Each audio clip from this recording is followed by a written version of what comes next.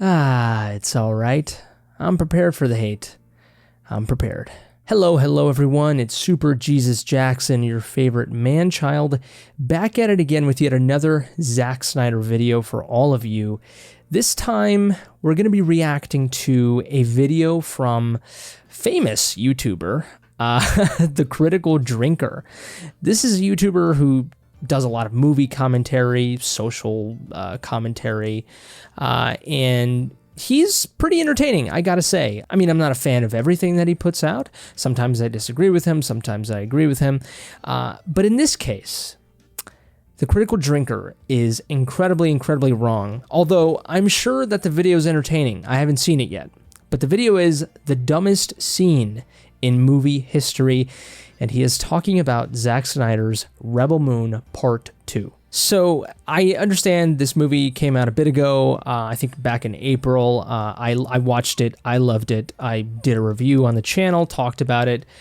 I talked about Rebel Moon Part 1. I'm a huge fan of Rebel Moon. I'm a huge fan of Zack Snyder as well. I'm a big defender of his movies and him as a person, really, and his artistry. I think he's an incredibly talented individual. He's my favorite director, I think. With that being said, though, I understand that there's plenty of people, probably the majority of people in this world, who are rather kind of meh on Zack Snyder. They're not a huge fan of his stuff. They think his storytelling is kind of bad. They'd rather see him as a cinematographer, right, rather than an actual director and storyteller, which is fine. Obviously, that's people's prerogatives to think that way, and it seems Critical Drinker is a little bit more on that side of history, because the dumbest scene in movie history, I mean, that's got to be hyperbole. But, you know, like I said, I'm sure it's going to be an entertaining video. But as a Zack Snyder fan, I have to comment on this video. I'll try to make it fun. You know, I'm not just going to be super mad all the time, I'm sure, because it's kind of impossible to watch a Critical Drinker video without laughing, you know, a few times.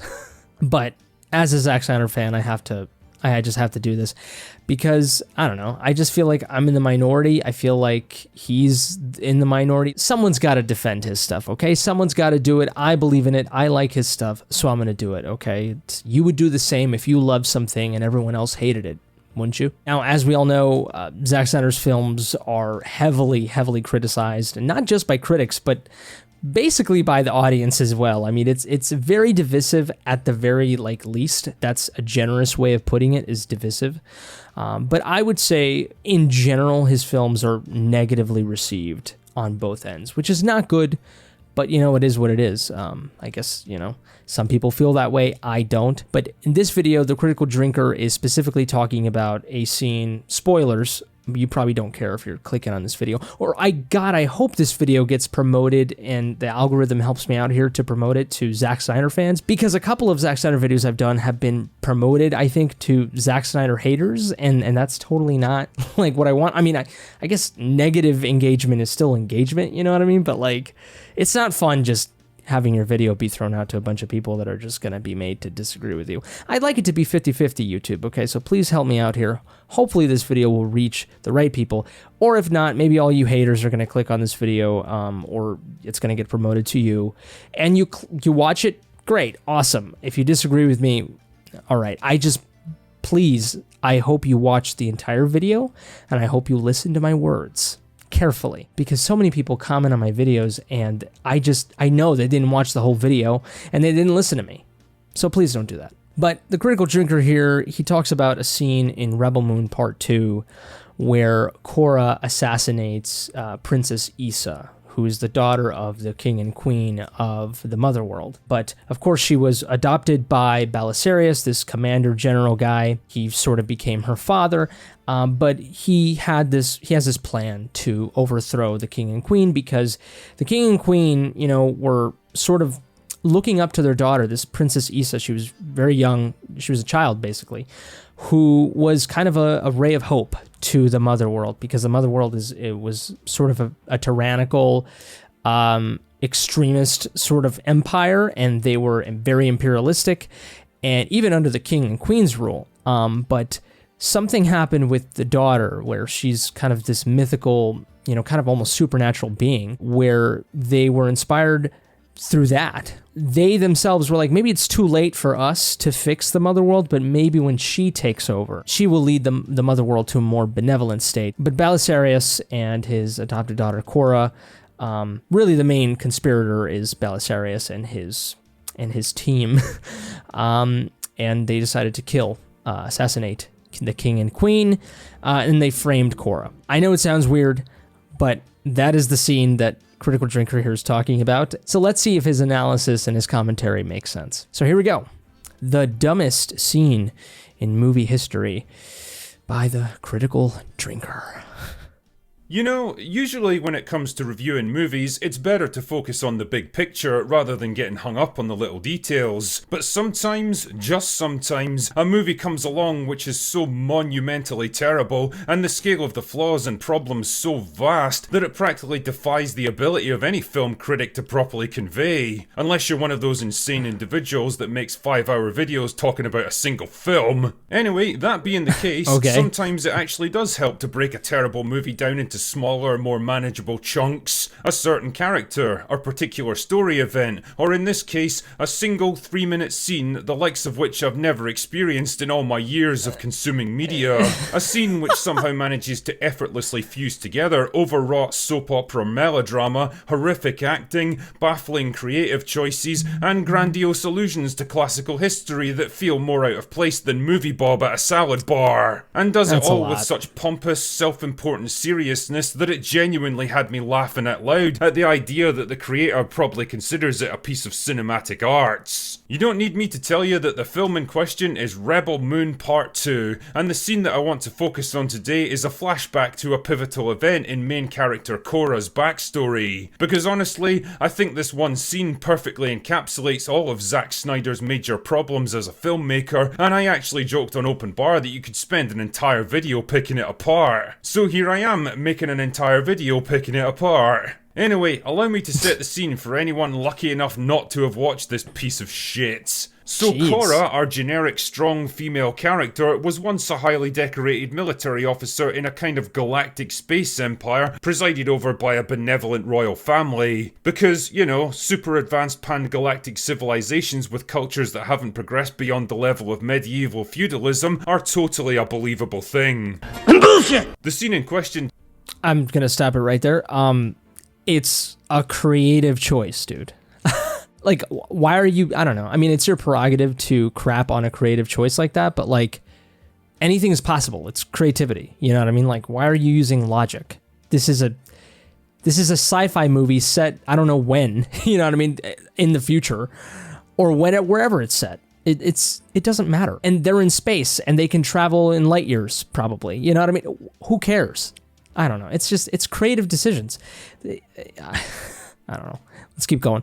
Takes place during the commissioning of the newly completed Dreadnought, the latest and greatest warship in the fleet, and the king and his family are there to oversee the ceremony, not knowing that they're actually walking into a trap set by their treacherous right-hand man, Belisarius. And for some reason, they've decided to hold the ceremony in the ship's boiler room of all places. I mean, call me crazy if you like, but shouldn't something like this be done somewhere more comfortable and appropriate, like the bridge, where you can have flybys and all kinds of pomp and ceremony? Or maybe the hangar deck, where there's enough space for the ship's company to muster for inspection and listen to boring speeches while they contemplate the horrible reality that they're probably all going to be killed in a slow-motion action scene made by a pretentious wannabe auteur director whose aspirations far outstrip his abilities. Anyway, okay, I'm just gonna stop it right there.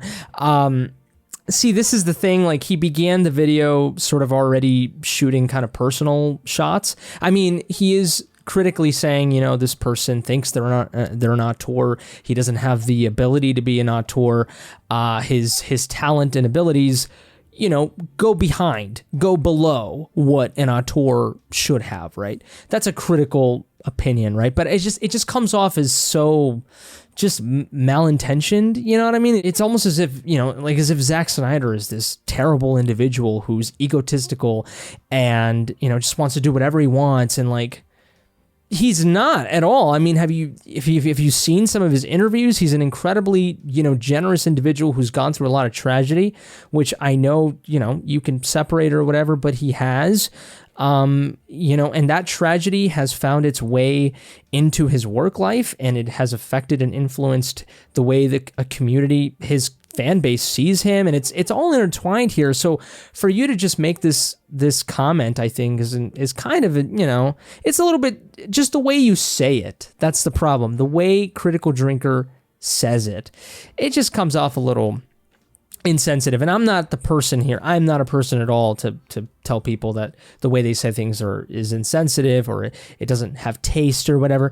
He can do whatever he wants and say whatever he wants, and his delivery's funny and entertaining, right? But like, I just think, given his comments in the beginning and what he just made right now, the way that he says it just seems like, he's out to get Zack Snyder, as if he's got this giant ballooning ego, you know what I mean? Like, I understand that the guy always wants to release his director's cuts, and he wants them to be as authentic to him as possible, but that's a good thing. You know what I mean? Like, we should aspire for directors to get to that point.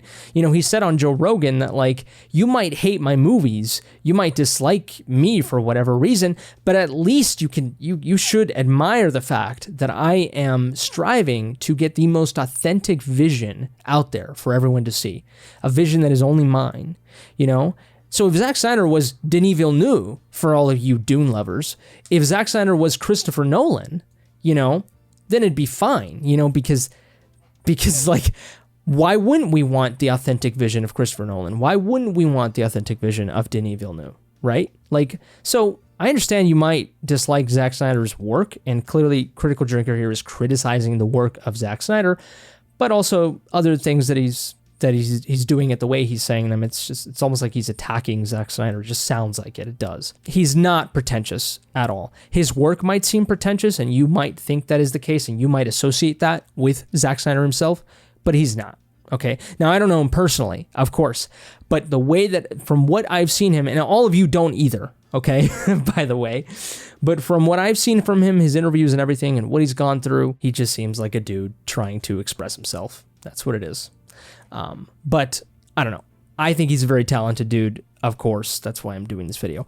And I think he doesn't just shoot cool movies and shoot cool scenes, He tells great stories that are mythical, that can stand the test of time because they use foundations from other things that have stood the test of time, which is what great works do all the time and great artists do. So, anyways, let's keep going.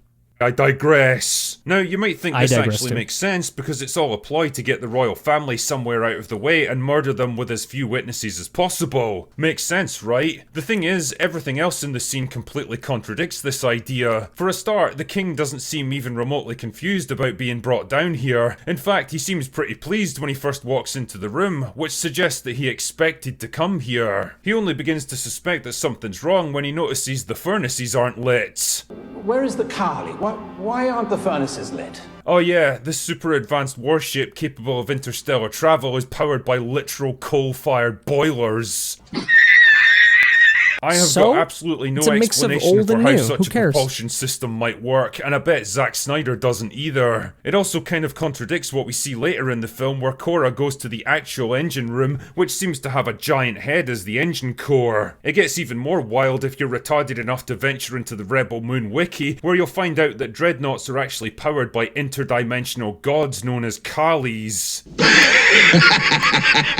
Sure. Yeah, sure, okay. Also, the idea that Belisarius wanted to do this thing with as few witnesses as possible kind of falls apart when you realise that he's brought his own orchestra specially for the occasion. That'll be these guys over here with the bags on their heads. Are you serious? Ah, but Drinker, the bags are there to stop them seeing what's about to happen. No witnesses. No, Genius. Well, not really, because if they couldn't see, then they wouldn't be able to play their instruments in the first place, and they actually alter the tempo of their music to match what's going on in the room, so clearly they can see what's happening. This right here is an example of someone trying very hard to work diegetic sound into his film, which I'm willing to bet is something that Zack Snyder discovered right before making this movie, decided it was cool, and forced into the script without pausing to consider if it actually makes any sense. But Dude, these are creative decisions, you know what I mean? Like, it looks cool to have people playing orchestra, like, you know, orchestral instruments and cool music and classical music with bags over the head. It's kind of creepy, you know, it's eerie.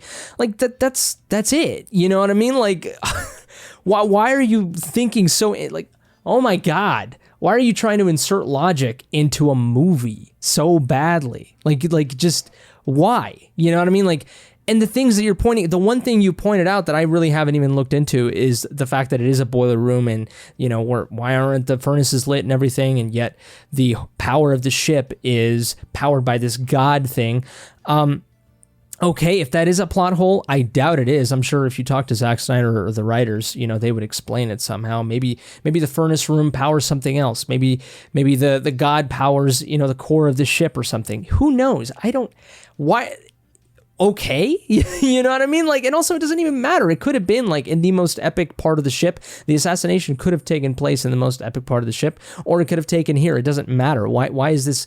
You know, that's the one thing that I guess he has. But like, other than that, it's like you're crapping on creative decisions on the way that musicians look. You know what I mean? Like, but I have there's I'm gonna let him finish here, but there's a big part that he's missing. But I'm gonna let him finish here.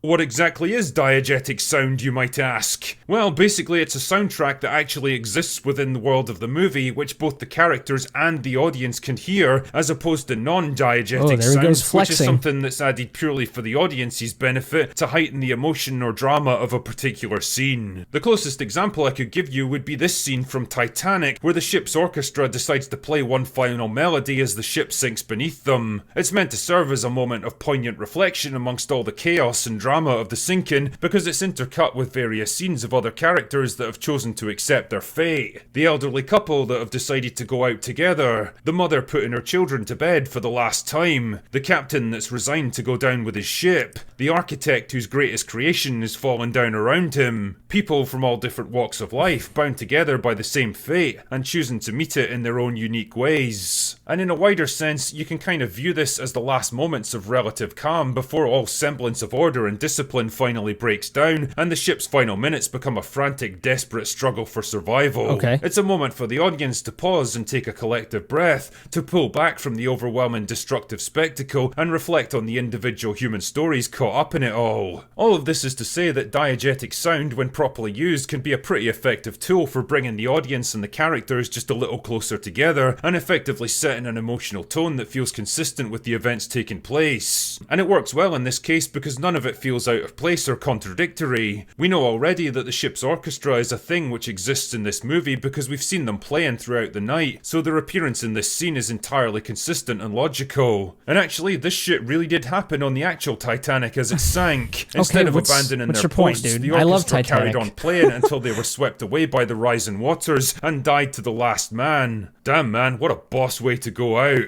Anyway, I better carry on here because I'm doing everything possible to avoid talking about this shitty film. So Zack Snyder obviously decided he wanted to do something similar with this movie because, you know, classical music is for smart people, right? And he wanted his movie to be smart. Hence the orchestra with the bags on their heads. But the question is, why? The whole reason for bringing the royal family here is for Belisarius to murder them with as few witnesses as possible. You don't need the orchestra to get them into the room. They're just an added complication that you're gonna have to deal with later. But man, it sounds cool, right, Zach? Anyway, it's time for Belisarius. Okay, again, it's creative decisions. It's cool. It's just cool to have dudes with bags over their heads playing instruments.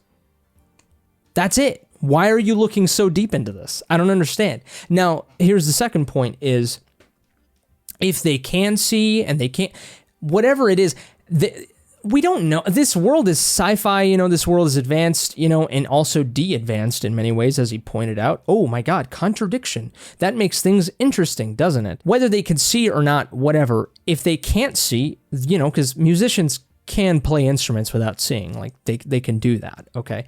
But let's say they can't see, right? And it makes it that much cooler that they're playing the instruments or whatever, and they have bags over their heads. I mean, it's also a very boss-ass move to be, you know, the organizer of this coup, who's gonna, assassinate the king and the queen, right? And you're gonna take over. It's pretty boss to have these instrumentalists with bags over their heads playing this music while you orchestrate, your plan. That's pretty boss. Or even if he didn't organize it that way, and that's just the way the Mother World does organize stuff, which they're, this is not like a good empire, so it makes sense why they would do something as eerie as that, so maybe this was something, under the king and queen's rule or the previous, hierarchy, who knows, you know what I mean? Like, whatever. It's cool. It's boss, and it's like really creepy and eerie, and, it is cool the fact that they're kind of this third party, group that has no idea what happens, and the assassination that carries out, which Cora is blamed for, all they can hear is they can hear the sound of Cora being blamed and the gunshots and everything. And that's cool. You know what I mean? And music being sort of an objective part of a scene. You know what I mean? This is also like the main part of this is like a huge part of the movie where Cora fully reveals like why she hates herself basically and why she struggles with herself. You know what I mean? Like, this is the rebel part. Like, this is what makes her a rebel. This is what makes the rebel in Rebel Moon. Like, this is the main character's big reveal here. It's huge. You know what I mean? So like, yeah, there's a lot of impact, and the music and everything and what happens here is very impactful. He has to spring his trap extremely slowly. So he and the other senators, or whatever the fuck they are, surround the king and his wife and pull out knives in a world where laser guns exist. Not a great plan. Why? Because Zack Snyder probably read about the assassination of Julius Caesar by his own senators right before making this film and thought, that's cool, let's put that in my movie too. Honestly, I'm surprised the king didn't say, it's too Belisarius, right before he got murdered. Then it's time for Cora to pitch in too, so she turns around and guns down what I assume are supposed to be the king's bodyguards, which prompted another question from me. What the fuck were these guys doing while a bunch of men armed with knives slowly surrounded their king? Surely they must have realised that bad things were about to happen. Maybe they were enjoying the orchestra too much. So with the king and his wife dead, there's only one loose end to tie up. The magical glowing girl who's the key to everything. This job falls on Cora for some reason and leads to what may be the greatest line delivery in the history of cinema. Do it. Do it. Kill her. Do we have to put up with this? That is pretty funny. It is. Can't we get a better actor? I know it's a small part, but I think we can do better than this. Fuck me, where did they find this guy? So she kills the magical glowy girl, but oh no, obvious bad guy does obvious bad guy thing and betrays her because he wants to pin the whole assassination on her instead, and so he has her arrested. Oh, come on! Wait, what? The king and queen were killed with knives and Cora was armed with a pistol, so how the fuck was that supposed to work? Also, why arrest her and take the chance that she might be able to get the true story out there when you could just kill her right there and then and make up any story you want? Why do your goons grab her by the arm but don't actually disarm her? I mean, you know she's just gonna break free and... fuck it. You know, I think my favourite moment of this whole scene is the fact that the orchestra are still playing, even though weapons are being discharged and people are screaming, and it must be very obvious that all is not going according to plan. Like, if a firefight erupts here in such a confined space, there's a pretty good chance that you're gonna get hit by a stray round. Nah, just keep playing, guys. The Titanic band's got nothing on this kind of dedication. So then Cora has Belisarius dead to rights, and instead of pulling the trigger and ending this whole thing right here and now, she decides to just run away and leave a dangerous and powerful enemy unharmed for absolutely no reason. Then she just walks right out of the room and kills two guys behind the door because I guess she magically knew they were gonna be there. Still playing music, eh? Also, how does one woman manage to escape from a heavily secured warship with thousands of crew on board? Why don't they shoot her out of the sky the moment she gets airborne? Why is any of this shit happening? Don't know. I said before that this one scene perfectly encapsulates everything wrong with this movie and Zack Snyder as a filmmaker, but it's not until I started really breaking it down that I began to appreciate the layers of retardation compounded together on it. Almost nothing about it makes any sense or follows a logical sequence of events and decisions. Lord, it's all just a collection of superficially cool but completely incongruous stuff lumped together into 3 minutes of absolute insanity, and the fact that I had to spend so long explaining and all the problems it creates should give you some sense of what a monstrosity the entire movie is. It's exactly what happens when you allow shallow, superficial ideas and pompous self-importance to take priority over cohesive writing, and honestly, you could practically use this whole thing as a case study for how not to make movies. Sure. Take care, ye who would follow in Snyder's footsteps. Anyway, that's all I've got for today. Go away now. Oh Lord. Wow, I sense a lot of actual personal frustration there against a dude who's just making movies. That's all he's doing. Okay, so the biggest thing that, there's a lot of things, like the people in the white robes pulling out the knives. I mean, it would have looked even weirder for the king and queen to come in and having these people with guns, like just all of them with guns. Like, that would look weird. They'd probably be like, why do they have guns? They don't need to have guns. So that's why they pull the knife. The knife is a symbol of betrayal. It's a symbol of assassination. It's a symbol of trying to deceive, right? But I understand because, I understand that the drinker here made a bunch of other points about how, these other things weren't, warning signs, but yet some things are. I get that it might be confusing or whatever. I still think it works. I still think it's fine, and I still think the creative decisions are good and are impactful. The orchestra still playing is cool. It's effective. It's for effect. You know what I mean? Like, because God forbid filmmakers and writers put things into movies that are just cool for the sake of, this is a movie, for God's sakes. This isn't real life. Real life isn't as cool. Why do you want to make it as boring as life? That's what film and cinema is for, is to make it interesting, to make it epic. That's what makes even the Titanic scene, which he talked about, which is great. I love Titanic. That's what makes it awesome, right? Because it is very cinematic. Because I assure you, the real life aspect of it, even though it is historical, and the real event wasn't as cinematic as Titanic made it out to be. Okay, just letting you know. But you make it cinematic, and you focus the movie on Jack and Rose, and you make it about love, because it's cool, it's epic, it's cinematic. That's the point, you know what I mean? If you want realism, go watch a documentary on Titanic, you know what I mean? But anyways, the biggest thing here is that, oh my God, Belisarius here, he brought Cora over here. Like, why didn't he just kill her outright? Why didn't he just kill Cora beforehand? Why does he need Cora to kill the princess? Because he's a dick. Because he's a villain. Okay, that's number one. But number two, everyone here was in on it. Clearly. It's very theatrical. It's very theatrical. For example, I recently watched 300, which is another Zack Snyder film. Okay, sorry. But that was, that's probably his most highly regarded, well-regarded film. And it's based off of a graphic novel by Frank Miller, who's a, well-loved, I would say, well-respected comic book writer and artist, right? And in 300, we know Leonidas, he goes out with his 300 Spartans because the gods told him basically that you can't, the Persians are a danger, but you can't go and attack the Persians with a full Spartan army. So Leonidas is like, I'm going to do what I think is right. He gets his 300 most loyal Spartans. He goes and fights, right? While they're out fighting, his wife is back in Sparta, and she wants to convince the council through one of the council people that are there. She's talking to him, and she's like, I need you to let me speak to the council. I'm Leonidas' wife. I want to convince them to get the whole Spartan army to actually help out my husband and the 300 Spartans so we can actually defeat the Persians. They're a real threat or whatever.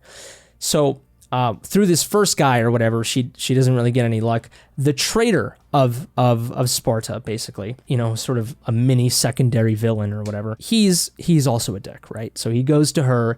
He basically demands that she give him his body, and he will let her speak to the council. Because he's a part of the council, right? So she does that. She gives her body to him. The next day, she goes to the council and she tells them, does this amazing speech about hope and justice and how this is the right thing to do, right? And what Leonidas is doing is incredibly inspiring. And this is Sparta, we have to fucking defend our land. Then surprise, surprise, the traitor, the mini villain or whatever, the mini villain, that's what I'm calling him. He gets up and he's like, she gave her body to me. She is not to be trusted. She's a whore. You know what I mean? That's what he calls her. And so everyone was kind of being swayed, like everyone, like while she was doing her speech, and was like, maybe we should, do this. Like you could feel it, the music, the ambience of the scene, right? But then he comes up and he says that, and everyone just starts hating her. You know what I mean? Like it's theatrical, where like people are just, they're easily swayed, like, is it logical? No, but also kinda. I mean, have you paid attention to the election? Have you paid attention to our politics nowadays? People are kind of the robots, but everyone then, hates her or whatever. So then, she slaps him, and then she gets a dude's sword and kills him. And then she cuts through the sword. When she takes it out, it cuts like his pocket and all the Persian coins that he was given, very Judas-like, right? All the Persian coins that he was given, to maintain Sparta's army away from the Persians and everything, and to have Leonidas be rejected by the gods' approval. All the Persian coins that he was given, just fall on the ground. And all the council people, they look at it and they're like, oh, he's a traitor. You know what I mean? And then it's like, and then they change their minds. You know what I mean? Like, it's theatrical. That's what it is. It's a movie, and it's effective, and it was cool. It was, I don't know, there's something about not removing logic and but there's something about removing complete and utter realism, you know what I mean? Like, and humanness to movies, because if movies had that all the time, they'd be boring, you know what I mean? And it's not what happens here with Zack Snyder. Didn't happen in 300. It doesn't happen here in Rebel Moon. This scene is incredibly theatrical. Even the performances, you know what I mean? I think that's why, a lot of people hated the acting of Rebel Moon, is because it's very thespian-like. And the thing about it is that people just they don't like it. They're not biased towards it. That's the thing. They're not biased towards the material. They're not biased towards the director. I think a lot of people come into this movie already kind of having this preconceived notion that Zack Snyder's this pretentious guy who makes crappy movies in general, and they go see this movie and the character's, very theatrical, and it's just the way Zack Snyder tells his stories. And the biggest part about it is that everyone here in this scene is in on Balisarius' plan. Also, this man saved Korra. He is her adopted father, essentially. He saved her from her, from the devastation of her planet. She was an orphan, basically. He killed all of her family, and he saved her. It's incredibly narcissistic. It's manipulative.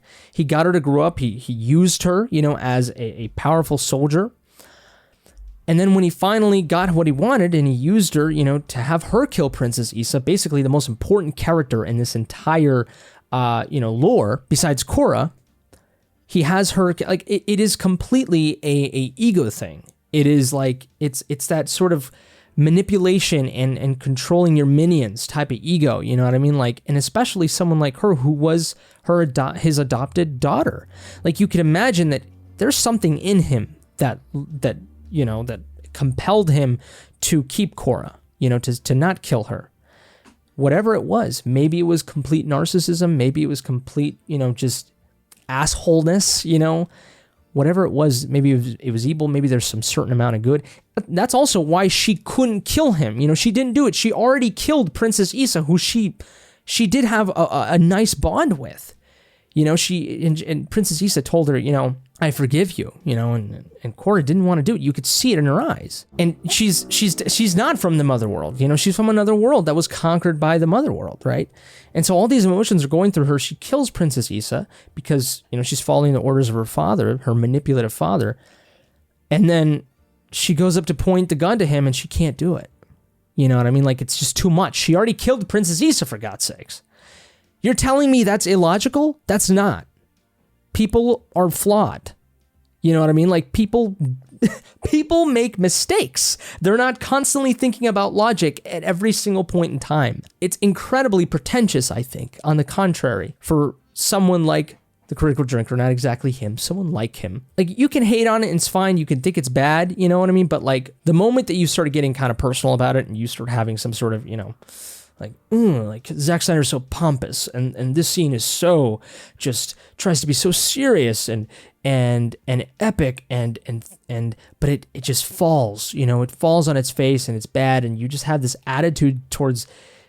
Clearly, there's a bias towards this criticism, and that's my problem. You know what I mean? Like, you can say anything you want, depends how you say it, and the way that this video is said, the way it's executed, it just.